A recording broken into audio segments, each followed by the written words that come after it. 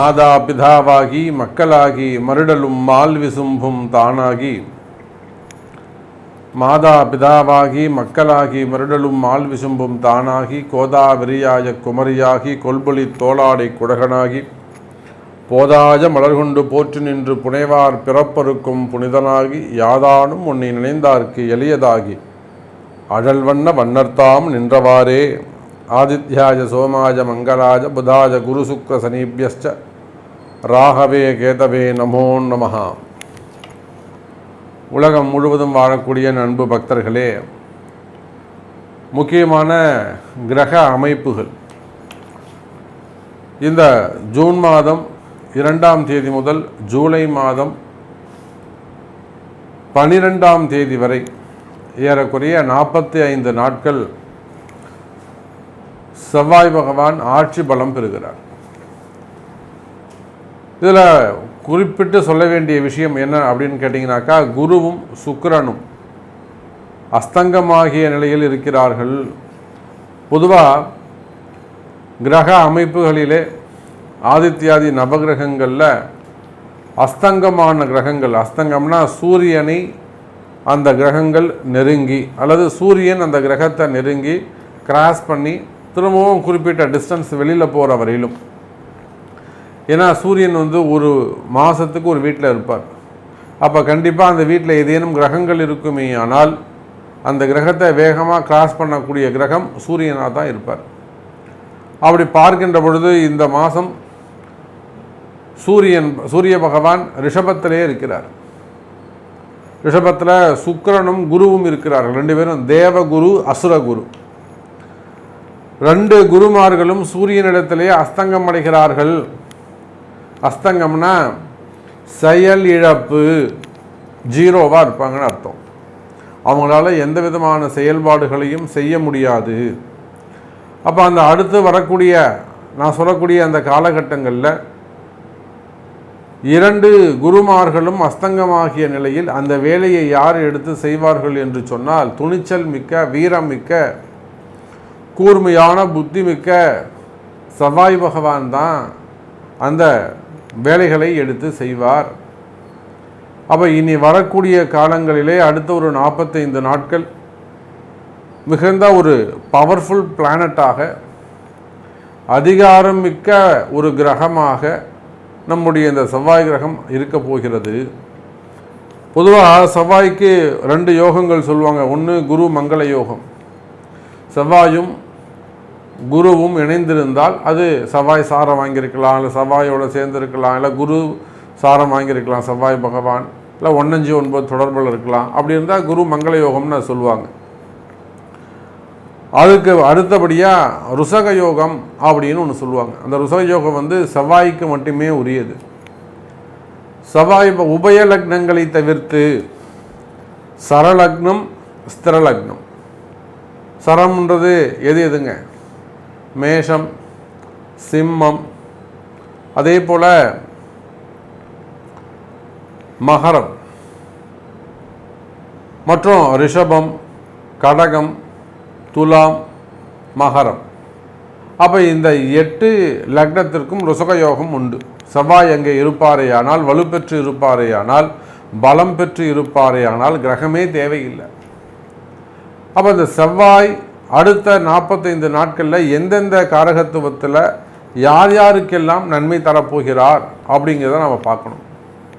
பொதுவாக பல நேரங்களில் நம்மளுடைய ராசி அன்பர்கள் என்ன செய்கிறாங்கனாக்கா, மிகுந்த முன்கோபம், ரொம்ப அமைதியாக இருந்துக்கிட்டே இருப்பாங்க, ரொம்ப டேலண்ட்டாக இருந்துகிட்டே இருப்பாங்க, ரொம்ப சாஃப்டாக ஹேண்டில் பண்ணுவாங்க. திடீர்னு கோபப்பட்டு ஏதாவது ஒரு வார்த்தையை விட்டுட்டு அவங்க சொன்ன அந்த வார்த்தை பல பேரை சுட்டுடும். அப்போ அந்த மனசில் பல எதிரிகளை அவர்கள் சம்பாதித்து விடுவார்கள்.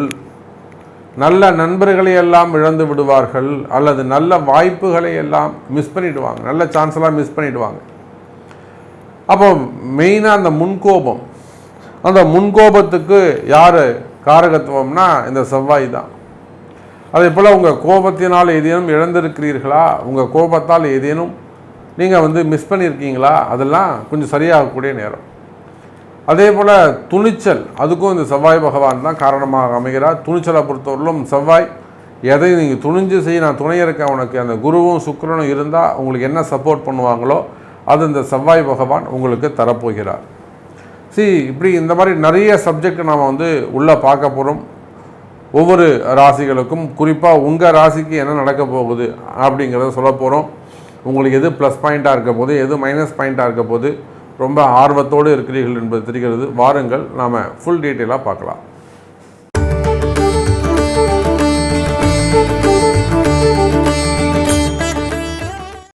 கும்பராசினியர்களே, இந்த செவ்வாயுடைய மாற்றம் நான் சொன்ன முக்கியமான கிரகங்கள்லாம் செயலிழந்து நிற்கின்றன. இப்போது கும்பராசிக்கு நம்ம ஏதாவது ஒரு நல்லது செய்யணும் அப்படின்னாக்கா 2 பேர் அதுக்கு முக்கியம். ஒன்று குரு, இன்னொன்று சுக்கிரன். இவங்க தான் கும்பராசி மேலே கொஞ்சம் பரிதாபப்படக்கூடிய கிரகங்கள், இரக்கங்காட்டக்கூடிய கிரகங்கள். 7ஆம் அதிபதி சூரியன் நம்ம ஒன்றும் சொல்ல முடியாது, அவர் நெருப்பு கிரகம்.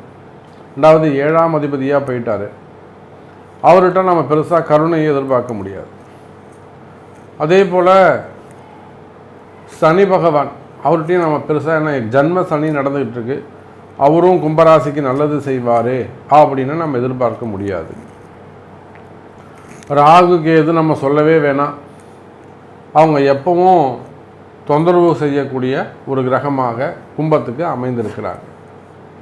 அப்போ இது ஏதேனும் புதன் சந்திரன் இவங்கெல்லாம் 4 கிரகங்கள், அவங்களாம் ஒன்றும் செய்ய முடியாது. அப்போ கும்பராசிக்கு ஏதேனும் நன்மை செய்யணும்னா குரு பகவான் அல்லது சுக்கிர பகவான் தான் ஒரு நல்லதை செய்யணும். அந்த குருவும் சுக்கிரனும் அவர்களும் கூட 1 மாதத்திற்கு அஸ்தங்கம் ஆகியிருக்கிறார்கள். கிரக யுத்தம் நடக்கின்றது. அஸ்தங்கம்னா என்ன சாமி? அஸ்தங்கம்னா செயலிழந்து விடுவது, ஜீரோவாகிடுவது. வக்ரம்னா கூட கொஞ்சம் ரிவேஸில் வேலை செய்யும், ஆனால் அஸ்தங்கம்னா ஒன்றுமே பண்ண முடியாது. சுக்கிரனும் குருவும் ரிஷபத்தில் இருக்கிறாங்க. அந்த வழியாக போகக்கூடிய சூரியன் இந்த சுக்கிரனையும் குருவையும் கிராஸ் பண்ணி வெளியில் போகணும். ஒரு பஸ்ஸு போயிட்டுருக்கு, உங்கள் பஸ்ஸு இந்த பஸ்ஸை கிராஸ் பண்ணி முன்னாடி போகணும். அதை கொஞ்சம் நெருக்கமாக வர நேரம், பஸ்ஸை கிராஸ் பண்ணுற நேரம், கொஞ்சம் விலகி போகிற நேரம், இந்த 3 நேரமும் 10 நாட்கள், 30 நாள். அப்போ சூரியனுக்கு அருகாமையில் செல்லக்கூடிய கிரகங்கள் செயலிழந்து விடுகின்றன. ரொம்ப ஜாக்கிரதையாக எச்சரிக்கையாக இருக்கணும். கிராஸ் பண்ணும்போது எப்படி ஒரு பஸ்ஸை நம்ம ஓவர் கிராஸ் பண்ணுறோம், ரொம்ப ஜாக்கிரதையாக கவனமாக கிராஸ் பண்ணணும். அப்போ அந்த அடிப்படையில் கும்பராசி என்பர்களே, உங்களுக்கு நன்மை செய்யக்கூடிய குருவும் சுக்கிரனும் செயலிழந்து நிற்கிறார்கள். மாறாக உங்கள் ராசிக்கு 3 10 3ஆம் அதிபதியாகவும் 10ஆம் அதிபதியாகவும் வரக்கூடிய செவ்வாய் பகவான் உங்களுக்கு ஒரு 50% நன்மையை செய்ய காத்திருக்கிறார். இந்த செவ்வாயுடைய மாற்றத்தால் கும்பராசி அன்பர்களுக்கு எந்த மாதிரியான தொழில் செய்யக்கூடியவர்களுக்கெல்லாம் நன்மை நடக்கும், எந்த மாதிரியான உத்தியோகம் செய்யக்கூடியவர்களுக்கெல்லாம் நன்மை நடக்கும், எங்கெங்கே வசிக்கக்கூடியவர்களுக்கெல்லாம் அந்த நன்மை நடக்கும், அதை பார்க்க போகிறோம். எனக்கு தெரிஞ்சு நான் சொல்லிட்டேன், 50% கும்பராசி என்பர்கள் ரொம்ப சிரமத்தில் இருக்கிறாங்க. ஒரு 50% கும்பராசி என்பர்கள் இப்போ கொஞ்சம் பரவாயில்ல, நல்லபடியாக ஆயிட்டாங்க. அதுவும் ஜென்ம சனி நடந்துக்கிட்டு இருக்கு. எக்கச்சக்கமான கும்பராசி அன்பர்களுக்கு என்ன பிரச்சனை அப்படின்னு கேட்டிங்கனாக்கா, ஆரோக்கிய குறைவுகள், மெயினாக உடல்நல குறைவுகள் நிறைய ஏற்பட்டிருக்கு. அதே போல் நிறைய கும்பராசி அன்பர்களுக்கு மனசு கவலை, மனசு கஷ்டம், மெயினாக மனக்குழப்பம், மனசில் இருக்கக்கூடிய பயம்.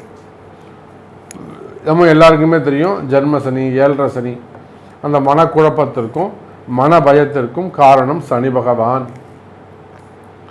கண்ணுக்கு தெரியாத மறைமுகமான பிரச்சனைகள் நாம் சொல்ல முடியும்.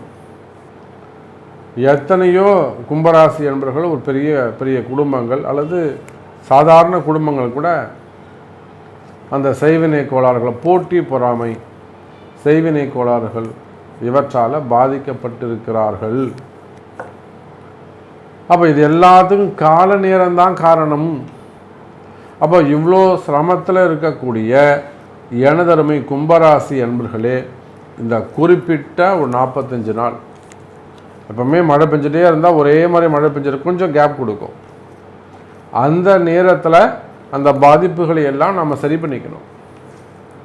அதை போல கும்பராசி என்பவர்களே, உங்களுக்கு இருக்கக்கூடிய சிரமங்களை எல்லாம் சரி செய்து கொள்வதற்கு உங்களுக்கு ஒரு ட்ரபிள்.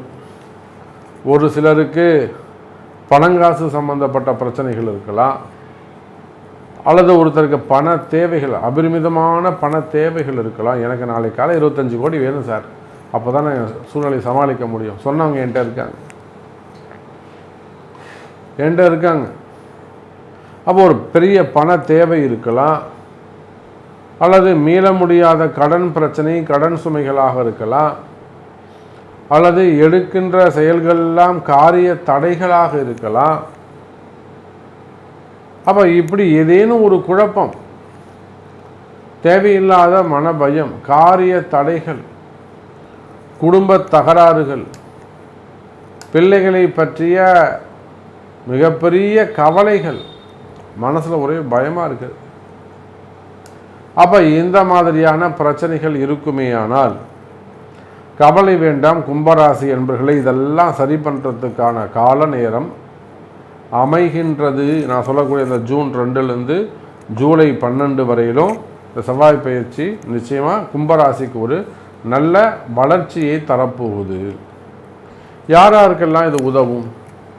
உத்தியோகம்னு எடுத்துக்கிட்டிங்கனாக்கா, குறிப்பாக காவல்துறை அதிகாரிகள், காவல்துறையில் ஒர்க் பண்ணக்கூடியவங்க, அதிகாரிகளாக இருக்கலாம், கான்ஸ்டபிளாக இருக்கலாம், இல்லை வெளியிலேருந்து சப்போர்ட் பண்ணக்கூடியவங்களாக இருக்கலாம், காவல்துறை அதிகாரிகள், அதே போல் இராணுவ அதிகாரிகள், இன்னும் யூனிஃபார்ம் போட்டு ஒர்க் பண்ணக்கூடிய பாதுகாப்பு அதிகாரிகள், அதே போல் டாக்டர்ஸ் அவங்களுக்கும் யூனிஃபார்ம் உண்டு, மருத்துவர்கள் அவங்களுக்கும் யூனிஃபார்ம்ஸ் உண்டு, அதே போல் நர்ஸ், ஸ்டாஃப் நர்ஸ் அவங்களுக்கும் யூனிஃபார்ம் உண்டு, அதே போல் அட்வொகேட்ஸ், ஜட்ஜஸ், ஆடிட்டர்ஸ். இப்போ எங்கெல்லாம் இந்த யூனிஃபார்ம் இருக்கோ அதெல்லாம் செவ்வாயுடைய காரகத்துவம். அதே போல் பிஸ்னஸ்ன்னு எடுத்துக்கிட்டிங்கன்னா ரியல் எஸ்டேட் செய்யக்கூடியவங்க, பில்டர்ஸ் தொழில் செய்யக்கூடியவங்க, லேண்ட் ப்ரமோட்டர்ஸ் அந்த தொழில் செய்யக்கூடியவங்க, அதில் உத்தியோகம் செய்யக்கூடியவர்கள், வேலை செய்யக்கூடியவங்க, மார்க்கெட்டிங் பண்ணக்கூடியவங்க, அதே போல் மெயினாக பில்டர்ஸ் அந்த தொழில் செய்யக்கூடியவங்க, அதே போல் டெண்டர் பிஸ்னஸ் பண்ணக்கூடியவங்க, road contract, building contract, drainage contract business பண்ணக்கூடியவங்க, டெண்டர் பிஸ்னஸ் எடுத்து பண்ணக்கூடியவங்க, கனிம வளங்கள் அதுவும் செவ்வாய்க்கு சார்ந்தது தான். அதில் கிடைக்கக்கூடிய பொருள் வேணுமானால் வேறுபடலாம். நிலக்கரினா சனின்னு சொல்லலாம். மண், பூமி செவ்வாய்க்கு உகந்தது. அப்போ கனிம வளங்கள், குவாரிகள் வச்சு நடத்தக்கூடியவங்க, அதை டெண்டர் எடுத்து செய்யக்கூடியவர்கள், நிறுவனங்கள், பெரிய பெரிய நிறுவனங்கள். அப்போது பூமி சார்ந்த தொழில் செய்யக்கூடியவர்கள், இவங்க எல்லாருக்குமே, உங்கள் எல்லாருக்குமே கூட மீண்டும் தொழிலை தொடங்குவதற்கான ஒரு வாய்ப்பு உருவாகிறது. மீண்டும் தொழிலை தொடங்குவதற்கு ஒரு நல்ல வாய்ப்பு உருவாகிறது. தொழிலில் நல்ல முன்னேற்றம் இருக்கும், வருமானம் இருக்கும்.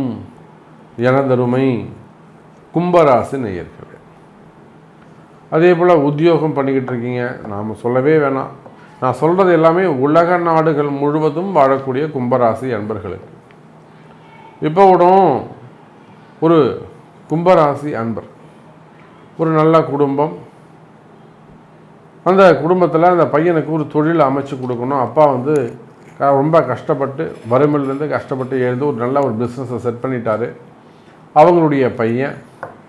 பட் அவங்களுக்கு இன்னும் பிஸ்னஸ் சரியாக செட் ஆகலை. அப்பா கூட இருந்துட்டு வரார். பையன் ஆரம்பிக்கக்கூடிய தொழில்கள் எல்லாம் தடைகள் ஏற்படுது, லாஸ் ஏற்படுது. அப்போ அவங்க அந்த ஜாதகத்தை கொண்டு வராங்க. அவங்களுக்கு நம்ம இந்த செவ்வாயுடைய பயிற்சியை தான் கால நேரமாக குறித்து கொடுத்துருக்குறோம். இந்த சமயத்தில் நம்ம வருவோங்க, அந்த ஒரு தேவையான பரிகாரங்களை செஞ்சு கொடுக்குறோம், நல்லபடியாக அமையும் அப்படின்னு சொல்லிட்டு.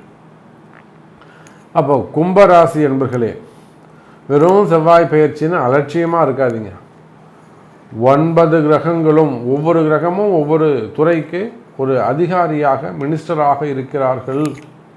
சந்திரன் தரன்னு ஒதுக்கிட முடியுமா? உடம்பு போய் நம்ம வேணான்னு சொல்லிட முடியுமா? அப்போ எதுலையுமே அலட்சியம் இருக்கக்கூடாது, ரொம்ப கவனம் இருக்க வேண்டும்.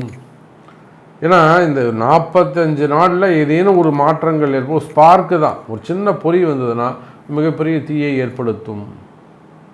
அப்போ நீங்கள் எதிர்பார்க்கக்கூடிய வளர்ச்சி, நீங்கள் எதிர்பார்க்கக்கூடிய நன்மை, நீங்கள் எதிர்பார்க்கக்கூடிய வாழ்வியல் மாற்றம், நீங்கள் எதிர்பார்க்கக்கூடிய தலையெழுத்துக்கான மாற்றம், கர்ம வினைகள் விலகுவதற்கான மாற்றம் இந்த செவ்வாயால் கூட முடியலாம்.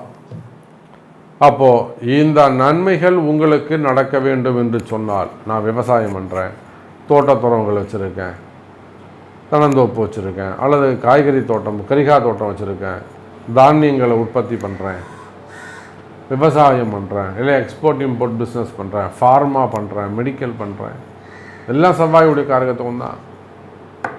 அதில் இருக்கக்கூடிய நீர் தான் சந்திரன். இப்போ செவ்வாய் சந்திரன் சேர்க்கை இருந்ததுன்னா, செவ்வாய் சந்திரன் சாரம் வாங்கியிருந்தாருன்னா அவங்க வீட்டில் தண்ணி கஷ்டமே வராது அந்த பூமியில். அதுவே செவ்வாய் சனி சாரத்தில் என்னென்னா தண்ணிக்கு கஷ்டம் வந்துடும். இவ்வளோதான் விஷயம். விவசாயி ஈஸியாக உங்கள் ஜாதகத்தை பார்த்தா நம்ம சொல்லிடலாம். உங்கள் பூமியில் தண்ணி கிடைக்குமா, நம்ம போர் போடலாமா, நீங்கள் அப்படியே பொண்ணு போட்ட மண்டையை குழப்பிக்க வேணாம். ஜோதிடத்தை நீங்கள் ஒன்றும் பெருசாக ஆராய்ச்சி பண்ணி கண்டுபிடிக்க வேணாம். எங்கள் வீட்டில் செவ்வாய் எங்கே இருக்குதுன்னு பாருங்கள். அந்த செவ்வாய் சனி சாரத்தில் இல்லாமல் சந்திரன் சாரத்தில் இருக்குமே ஆனால் தண்ணி கண்டிப்பாக கிடைக்கும். சனி சாரத்தில் நின்றால் கிடைக்கும், அப்புறம் மறைஞ்சு போயிடும். இவ்வளோதான் விஷயம். சரி, இந்த மாதிரி நிறைய டிப்ஸ் இருக்குது. ஸோ உங்களுடைய குற்றங்கள், உங்களுடைய தோஷங்கள் என்னன்றது அறிந்து இந்த செவ்வாய் பயிற்சிக்கான நாட்களிலே பல நன்மைகள் உங்களை சேர்ந்திட, உங்களுக்கு இருக்கக்கூடிய கஷ்டங்கள் விலகிட, தலையெழுத்து என்று சொல்லக்கூடிய உங்களுடைய பிறப்பு ஜாதகம்தான் பேசும். ஸோ உங்களுடைய கேள்விகள் ஏதேனும் இருக்குமே ஆனால் அது பிறப்பு ஜாதகத்தை கொண்டு அதற்குரிய பரிகாரங்கள், பிராயச்சித்தங்கள் செய்வீர்களே ஆனால் வாழ்க்கையில் நீங்களும் சந்தோஷமான முன்னேற்றத்தை அடையலாம் என்பதை தெரிவித்துக்கொண்டு மீண்டும் வேறொரு அற்புதமான பதிவில் உங்களை சந்திக்கிறேன். நன்றி. நமச்சிவாயம். ஜெயவராய்.